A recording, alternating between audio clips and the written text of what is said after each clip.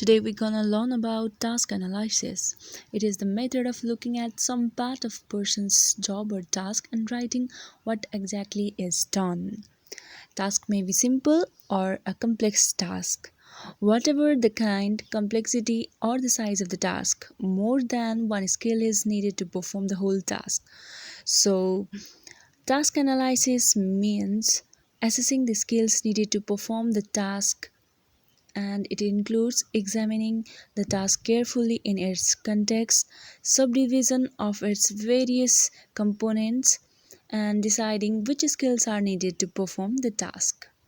So, commonly, the performance of the task requires the skills, knowledge, and an attitude. Different types of the skills are decision making skills, manual skills, and there are several stages of the performance of the task analysis. First of all, the selection of the task. Secondly, the selection of the sources of the task. Third one is the collection of the information.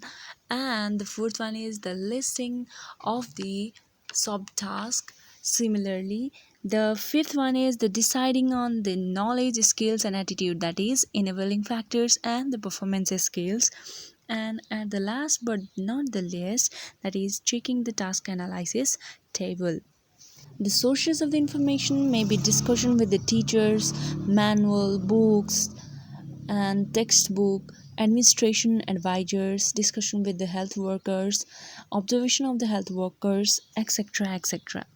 Now let me discuss about the importance of the task analysis in SET. It makes the learning more specific. It helps to allocate the time needed to learn the task, and it helps to recognize the hidden skills, gives the practical rather than the theoretical orientation to the learning, and it is useful as the basis for making the guidelines or the checklist. And of course, we need enabling factors as well as performance skill to perform the task analysis wisely. Thank you for watching this video.